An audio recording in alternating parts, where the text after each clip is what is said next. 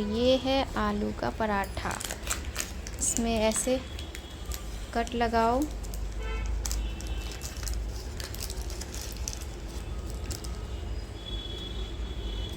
इतना सारा बटर तो खैर नहीं डालना।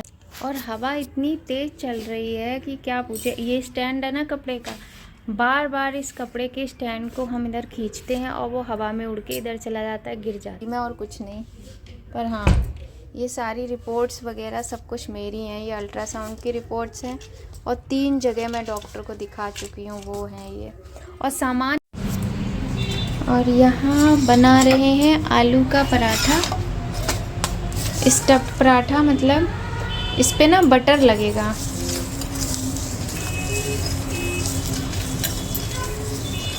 बच्चों के जो पापा हैं उनकी बहुत इच्छा थी इस तरह के पराठे खाने की। रेस्टोरेंट स्टाइल आलू का पराठा वही बना रहे हैं। बहुत ज़्यादा शोर आ रहा है, दरवाज़ा बंद कर लेते हैं पहले।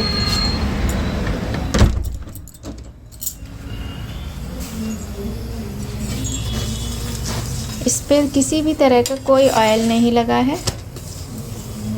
खूब सारे आलू भरे गए हैं इसमें, आटा बहुत कम रहेगा। और आलू के पराठे हम कई बार शेयर कर चुके हैं, बस मसाले में थोड़ा फेरबदल होता है, बाकी कुछ भी ऐसा नहीं है। अब ये पूरी तरीके से बढ़िया सिक गया है पराठा।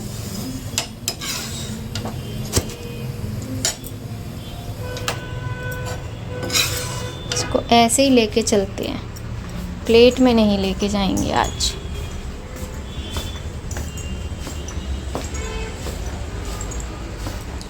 और ये है आलू का पराठा। इसमें ऐसे कट लगाओ,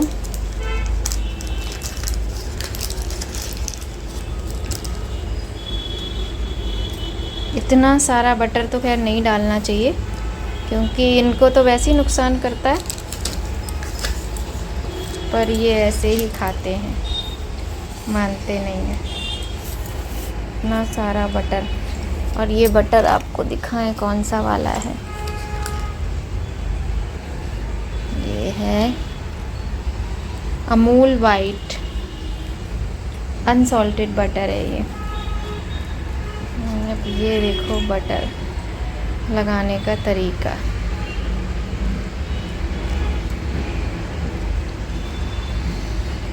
बहुत ही गरम पराठा है।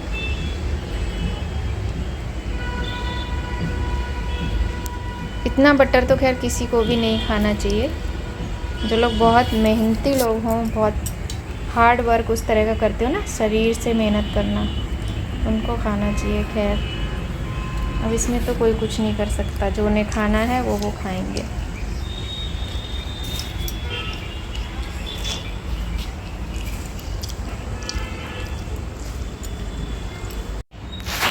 और बहुत हवा चल रही है, ठंडी ठंडी, अच्छा मौसम है।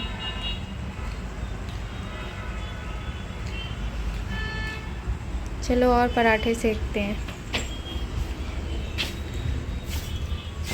रसोई की तरफ चलते हैं और पराठे सेकते हैं।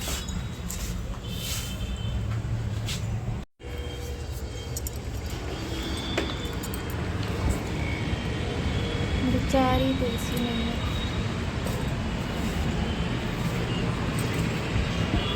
ये देखो, ये भोले बाबा के आशीर्वाद से भांग का पौधा उगाया है। ये जो पौधे हैं ना, ये सीजन वाले पौधे हैं, इसलिए ये सूख गए हैं, इनको हटाना पड़ेगा। जैसे एक ये भी है, ये इनमें पानी डला है फिर भी ये सूखे हुए हैं। और इस पे देखो, ये सूखे फूल हैं। अब इन सबको क्लीन करना है, इनकी गुड़ाई करनी है पौधों की। जैसे ये गेंदा था, ये भी चला गया। तो जिन पौधों का सीजन नहीं है वो सारे पौधे जा रहे हैं, चले गए एक तरह से। इन पौधों को सबको इनकी गुड़ाई की, कटिंग की ज़रूरत है। वो कब होगी पता ही नहीं है मुझे भी, क्योंकि मुझे इतनी थकान रहती है, मुझे टाइम भी कम मिलता है, मैं कर ही नहीं पाती हूँ। पर हाँ, ये काम है जो करने वाला है।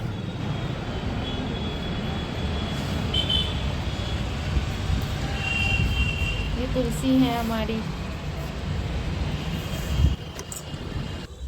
और ये इंडोर प्लांट है, ये देखो पत्तियों में कितनी धूल जम गई है, इनको साफ़ करना है। ये वाला सही है, इस पर कुछ भी नहीं हुआ।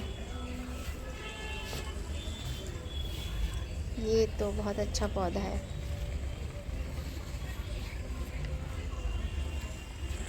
ये भी चलने लगा, बीच में रुक गया था, चल रहा है ये भी।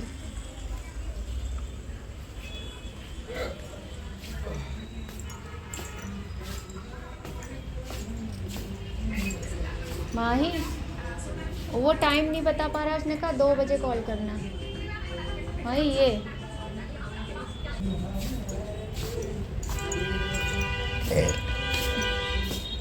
ये देखो अब भी झाड़ू पोछा हुआ है और अभी कूड़ा यहाँ पे पड़ा हुआ है। मेड होती है ना, उनको अगर आप थोड़ा सा भी ना देखो तो वो ऐसे ही काम करती हैं। और मेरा क्या है, मैं पीछे पीछे नहीं घूमती हूँ कभी भी। मैं सोचती हूँ जो इनका काम है वो तो इन्हें करना ही चाहिए इस चक्कर में। और आपको बताऊँ,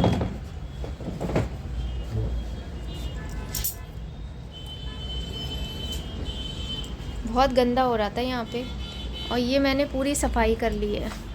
इसके ऊपर भी मैंने पूरी सफाई कर ली है, सारा सामान सेट कर दिया है।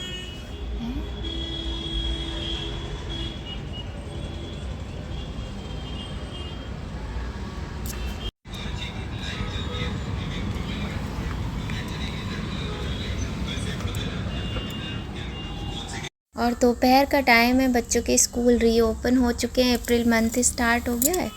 और लल्ला स्कूल से अभी अभी घर आया है, तो हम तो इंतज़ार ही कर रहे थे इनके आने का, और अब ये आ गए।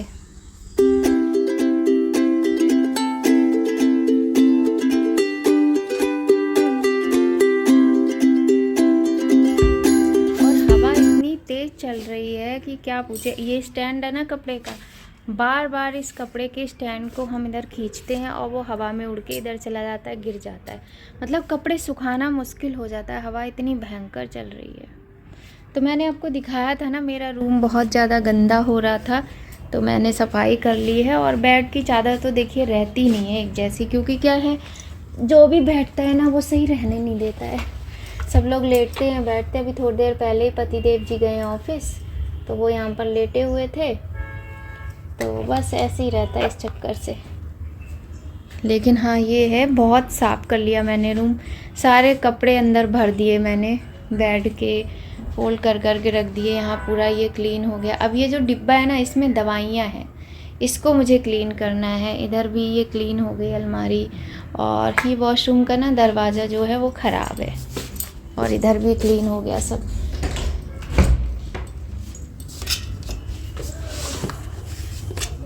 और ये जो हैं, ये सारी मेरी ही रिपोर्ट्स हैं, ये अल्ट्रासाउंड, ये सब। अब रोज़ रोज़ बीमारी की क्या बातें करो, बीमारी जो है ना वो जान लेके ही मानेगी, बस इतना कहूँगी मैं, और कुछ नहीं।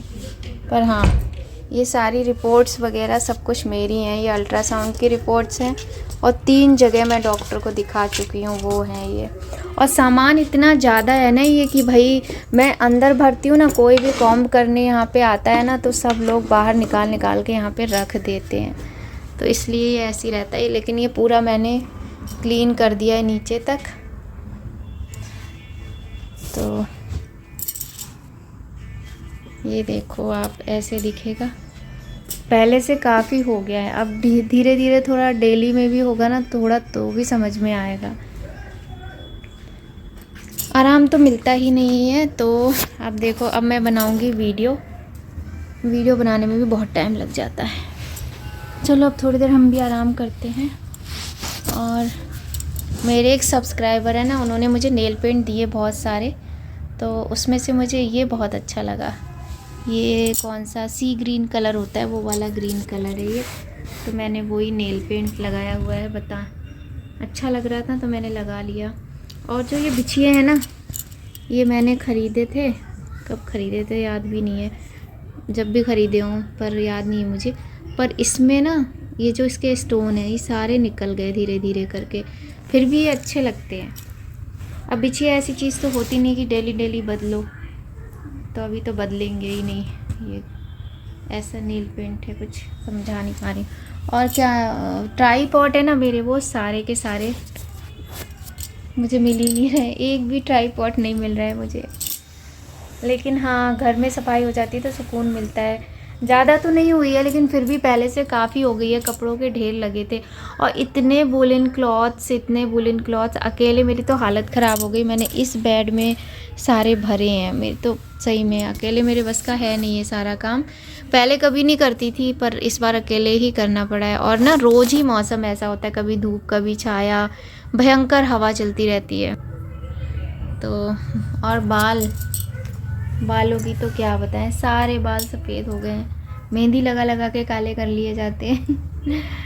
आज बाल धोए थे क्योंकि फ्राइडे को एकादशी हो जाएगी, तो एकादशी को बाल धोते नहीं है।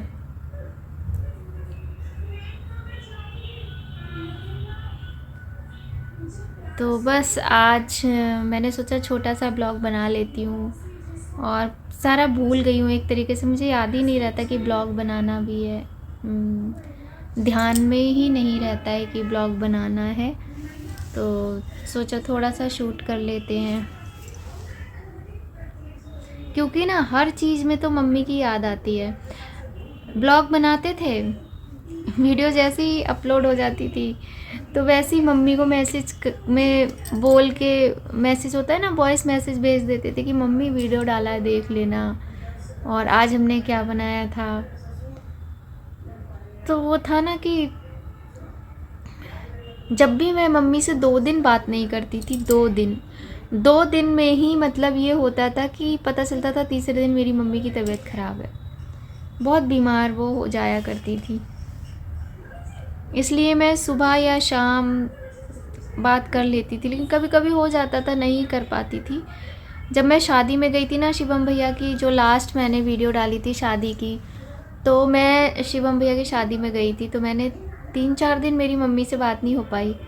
तो वही फिर मुझे यही पता चला कि मम्मी की बहुत तबीयत ख़राब हो गई थी।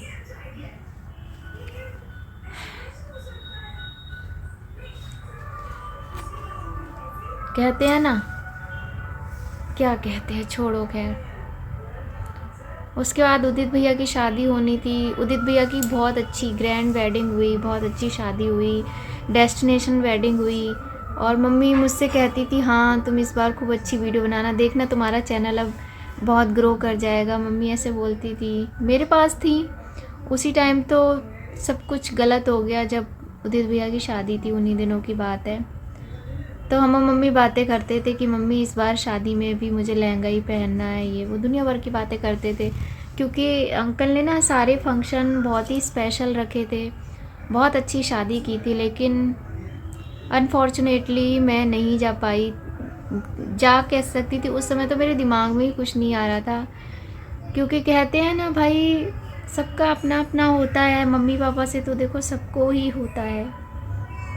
अब पापा तो बहुत टाइम हो गया, 7-8 साल हो गए उनको गए हुए, लेकिन जो मम्मी और पापा दोनों की कमी जो पूरा करता है ना, वो माँ होती है।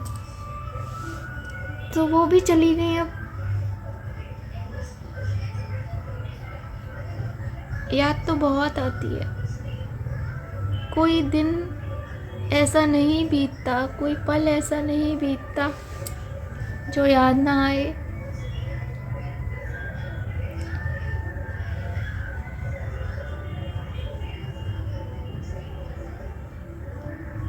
बहुत याद आती है।